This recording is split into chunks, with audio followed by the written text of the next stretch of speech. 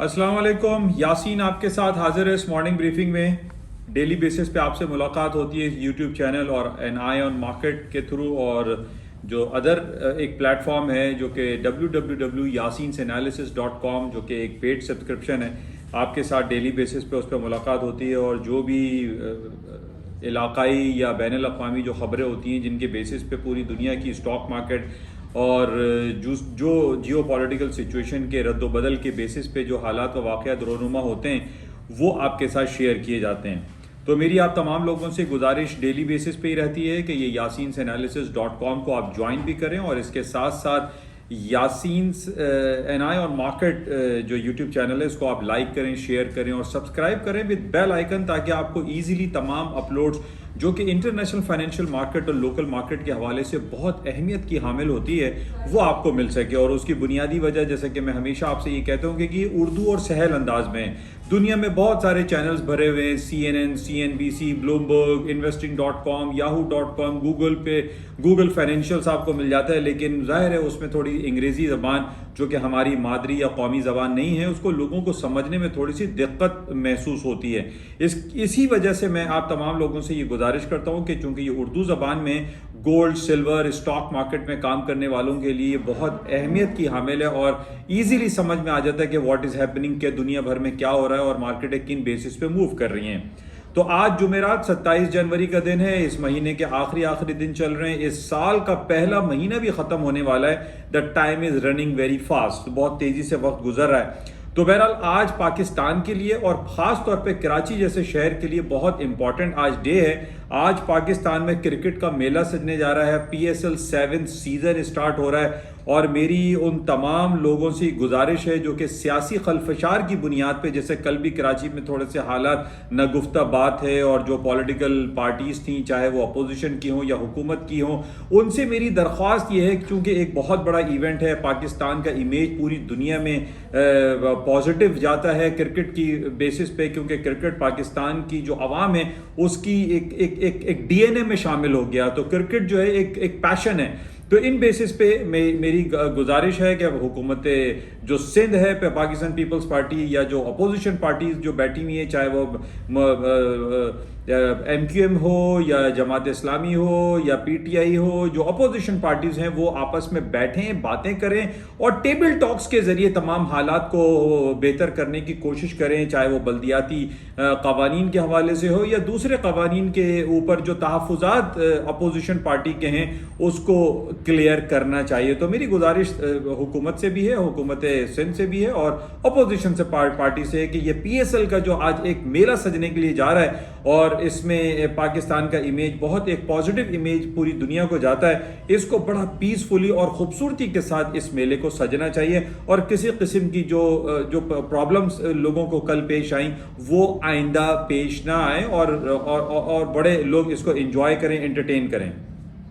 तो बहरहाल ये बड़ा इंपॉर्टेंट आज डे है। आज ये सेलिब्रेशन है। शाम में पाकिस्तान का जो एक बड़ा स्टेडियम है, नेशनल स्टेडियम कराची का, उसके अंदर ये तमाम मामलात होंगे। और इन बेसिस पे आप ये भी समझिए कि जब हमारा एक PSL हम मुनक्किद कर रहे हैं या वर्ल्ड कप हो या कोई भी टूर्नामेंट हम पाकिस्तान मुनक्किद करता है, और ख़ास तौर पर कराची जो कि सबसे बड़ा एक कॉस्मोपॉलिटन मेट्रोपॉलिटन सिटी है पाकिस्तान का, इसका पॉजिटिव इमेज जब जाता है तो ये हमारी लोकल स्टॉक्स के लिए बड़ा खुश आइंद होता है।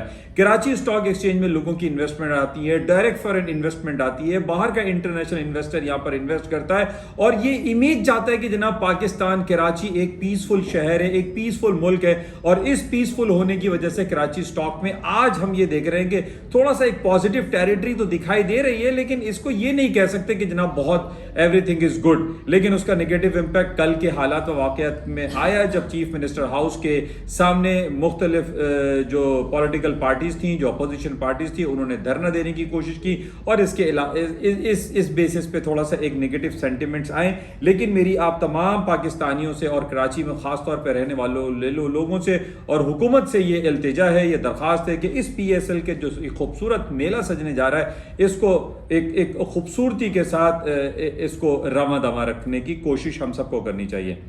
अच्छा, इसके साथ ही आज जो इम्पोर्टेंट इवेंट जो आज से पहले, बल्कि मैं कहूँगा कि कल रात को जो अमेरिका की इकॉनमी के हवाले से बड़ी इंपॉर्टेंट खबर थी और जिसका हर 45 दिन, आफ्टर एवरी 45 डेज के बाद हम उसका इंतजार करते हैं। That was the federal open market committee का रिजल्ट, जिसमें अमेरिका ने अपने शरह सूद को 0 दर्जात पर यानी 0 से लेकर 25 बेसिस पॉइंट तक इंटैक्ट रखा है, किसी किस्म की कोई तब्दीली नहीं की। और यह जरूर कहा है अपनी प्रेस कॉन्फ्रेंस में कि मार्च के महीने में जो नेक्स्ट मीटिंग होगी अमेरिका के फेडरल रिजर्व बैंक की, उसमें शरह सूद बढ़ाया जा सकता है। अब देखिए, ये बात बड़ी इंपॉर्टेंट है। ये पिछले 4-5 सालों से ये बातें हमारे सामने आ रही हैं और ट्रम्प साहब के दौरे हुकूमत में भी यही था कि इंटरेस्ट रेट को कम करें, जीरो करें, नियर जीरो करें, नेगेटिव दर्जात पर ले जाएं। बहरहाल अमेरिका का इंटरेस्ट रेट पिछले 2-2.5 सालों से हम देख रहे हैं कि 0 दर्जात पर है।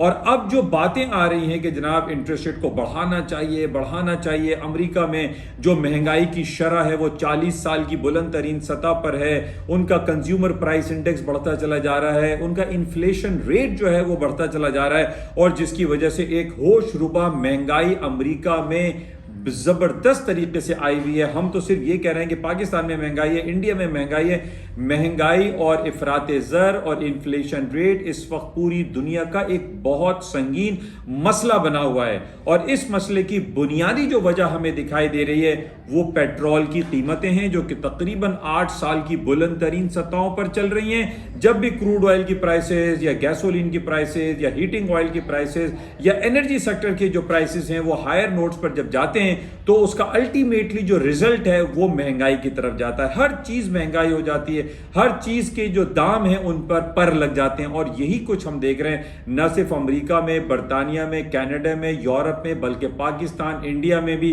10-10, 20-20 साल की जो रेट है, जो महंगाई की शरह है, उसमें बहुत ज्यादा इजाफा हो रहा है।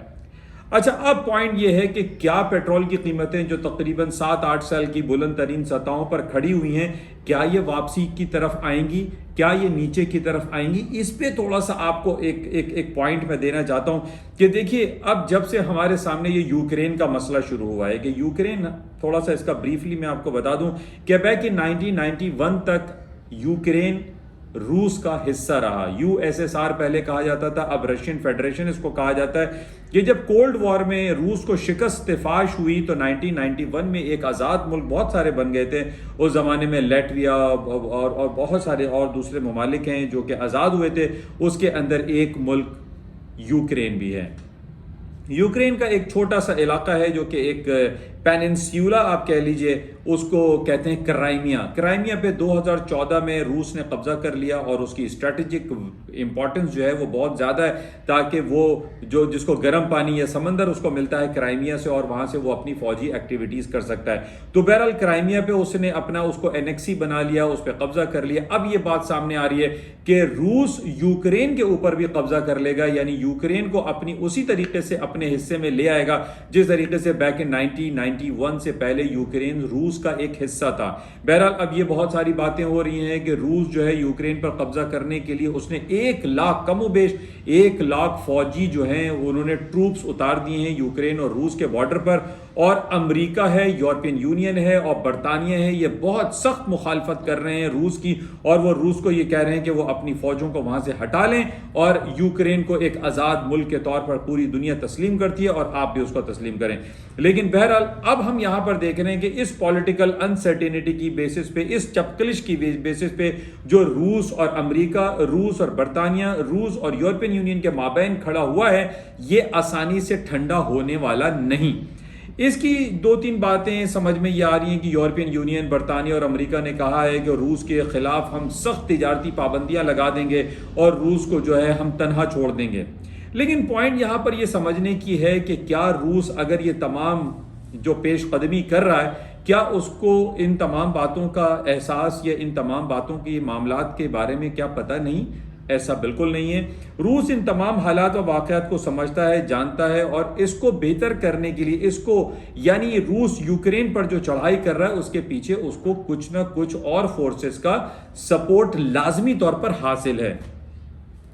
पिछले काफी दिनों से हम ये देख रहे हैं कि रूस और चाइना, जो कि जाहिर है पूरी रेस्ट ऑफ द वर्ल्ड उससे डरी हुई है, खाइफ है, लेकिन हम देखते हैं कि चाइना और रूस के दरमियान जो ताल्लुकात हैं उसके अंदर काफ़ी पॉजिटिविटी देखने में आ रही है, और रूस और चाइना आपस में मिलकर एक बहुत बड़ी पावर जो है वो कंसिडर किए जाते हैं। तो हम ये देख रहे हैं कि रूस के पीछे जब चाइना का हाथ है या चाइना के साथ ये तमाम मामला तय होते हुए दिखाई देते हैं, तो ये एक जंग की तरफ हम ये देख रहे हैं कि रूस और चाइना अगर मिल जाते हैं और रेस्ट ऑफ द वर्ल्ड में, यानी यूरोपियन यूनियन, बरतानिया और अमेरिका, जिसको हम नेटो अलाइज या नेटो फोर्सेस कहते हैं, यहां पर एक जंगी कैफियत हमें दिखाई दे रही है। वो ठीक है, सारी बातें चल रही हैं कि रूस और बरतानिया और अमेरिका और यूरोपियन यूनियन जो है आपस में टेबल टॉक्स कर रहे हैं, और कल जुमे का दिन है, जुमे को भी ये खबर आ रही है कि जेनेवा में ये मुलाकात होगी रूस की और यूरोपियन यूनियन या अमेरिका के दरमियान कुछ मुलाकातें मुतवक्का हैं और हालात ठंडे हो जाएंगे, बेहतर हो जाएंगे। लेकिन जो पॉलिटिकल जो डेवलपमेंट्स हो रही हैं, इंटरनेशनल लॉबीज और इंटरनेशनल जो है इंडिया, यानी आप रूस और चाइना के हवाले से अगर आप देखते हैं तो ये दिखाई दे रहा है कि ये मामला ठंडे होते हुए दिखाई नहीं दे रहे। बहुत सारी बातें आ रही हैं। रूस ने ये कह दिया है कि अगर उसके खिलाफ तिजारती पाबंदियां लगाई गई तो वो स्विच ऑफ कर देंगे, वो गैस की सप्लाई या पेट्रोल की सप्लाई, और हम ये जानते हैं कि रूस के बेसिस पे, रूस पे डिपेंड करता है पूरा यूरोप, और यूरोप में फ्रांस, जर्मनी, ऑस्ट्रिया और जितने भी ये ममालिक हैं यूरोप के, उनको पेट्रोल और गैस की सप्लाई रूस के थ्रू होती है। रूस अगर वो अपनी नोजल बंद कर देता है और उनको गैस की सप्लाई और एनर्जी की सप्लाई रोक देता है, तो पूरा यूरोप ठंड से ही परेशान हो सकता है, ठंड से ही ये लोग मर सकते हैं, ठंड से ही तबाही आ सकती है यूरोपियन ममालिक में। तो यहां पर ये बातें आ रही हैं कि जनाब जो पेट्रोल है, जो डीजल है, जो गैसोलीन है, जो मिट्टी का तेल है, जो हीटिंग ऑयल है, जो रूस के पास बहुत ज्यादा है, वो इसको एज अ वेपन इस्तेमाल करने की बातें कर रहा है। तो यह जाहिर है कि ये सारी जब जो चढ़ाई 1 लाख फौजें उसने उतारी हैं, तो इसके पीछे कोई ना कोई सपोर्ट जरूर हासिल है। तो इन बेसिस पे जो आप अगर इन लॉन्गर पीरियड ऑफ टाइम में एक तज्जियाती निगाह अगर डालते हैं पेट्रोल की प्राइसेस पे, तो वो कम होती हुई दिखाई नहीं दे रही। कल भी हमारे सामने इन्वेंट्री रिपोर्ट आई थी, बहुत ज्यादा इन्वेंट्रीज जो है वो क्रूड ऑयल की बढ़ गई, लेकिन हमने ये देखा कि क्रूड ऑयल की इन्वेंट्रीज बढ़ने के बावजूद जो तेल की कीमतें हैं वो नीचे आने के बजाय ऊपरी सतहों पर चलती रहीं। तो मेरे पास बहुत सारे लोगों ने ये पूछा कि जनाब ये तो रिपोर्ट बड़ी अच्छी आई है, तेल की कीमतें नीचे आनी चाहिए। तो मैंने उन लोगों को यही बात बताई, यही सलाह दी कि देखिए ये जो यूक्रेन का मसला है ये कोई इतना छोटा और आसान मसला नहीं है, ये हल होता हुआ फिलहाल दिखाई नहीं देता। तो इन बेसिस पे हम जब प्रेडिक्ट करते हैं कि जो क्रूड ऑयल की प्राइसेस है ये मजीद ऊपरी सतहों पर जाएंगी। कल भी मार्केट तकरीबन $88 तक चली गई, $90 पर ब्रेंट ऑयल चला गया। इसमें पोटेंशियल एग्जिस्ट करता है, ये मोर देन $100 भी मार्केट इसमें जाने के बड़े कवी इम्कानात हैं। तो जब हम पेट्रोल की प्राइसेस को ऊपर की तरफ जाता हुआ देख रहे हैं, तो व्हाई नॉट अमेरिका के इंटरेस्ट रेट में भी, वहां की महंगाई में, इन्फ्लेशन रेट में बहुत ज्यादा तेजी दिखाई देती है। अच्छा, अब ये जो तेजी है, जो इन्फ्लेशन है या मार्केटें जो हायर नोट्स पर जाती हुई दिखाई देती है, उसकी वजह सिर्फ यूक्रेन का ही मसला नहीं है, बल्कि हम ये देख रहे हैं कि अमेरिका की स्टॉक मार्केटें जो कि तारीखी बुलंदियों से तकरीबन 15% अभी गिरी हैं, इनकी इस गिरने को भी वो बात नहीं कह सकते कि जनाब अब मार्केटें कोलैप्स हो जाएंगी। इनमें जरूर ठीक है मार्केटें गिरी हैं, लेकिन जैसे कि मैंने पहले भी आपसे ये कहा था, इट्स अ हेल्दी करेक्शन एक होता है, और यही हुआ कि 15% मार्केटें गिरने के बाद थोड़ी फिर 1 से 2% वापस दोबारा रिकवर हो गई।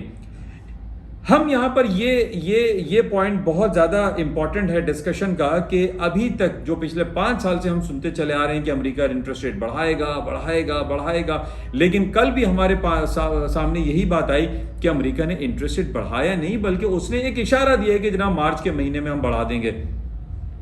तो ये इशारे, ये वादे, ये तज्जिए तो हम बहुत सालों से सुनते चले आ रहे हैं, लेकिन असल जो फैक्चुअल पॉइंट है वो ये कि अमेरिका ने इंटरेस्ट रेट नहीं बढ़ाया है। वो ठीक है, उसने ये बात कही है कि वो बॉन्ड परचेजिंग को टेपर करेगा और माइट पॉसिबल अप्रैल और आइंदा 2 से 3 महीने में वो अपने जो क्वांटिटेटिव ईजिंग की जो बातें हैं, जो उसने बॉन्ड परचेजिंग का सिलसिला शुरू कर रखा है, जो कि तकरीबन 30-35 बिलियन ऑफ डॉलर उसने रिड्यूस भी किया है, उसको ये कह रहा है कि वो बिल्कुल रिड्यूस कर देंगे और इस रिडक्शन पे डॉलर की जो कदर कीमत है उसमें इजाफा मुमकिन है। जरूरी नहीं है कि अमेरिका इंटरेस्ट रेट बढ़ाएगा तो डॉलर की कीमतों में इजाफा होगा, बल्कि उसके बॉन्ड परचेजिंग के खात्मे और क्वांटिटेटिव ईजिंग के खात्मे पर भी डॉलर की कदर कीमत में इजाफा मुमकिन है।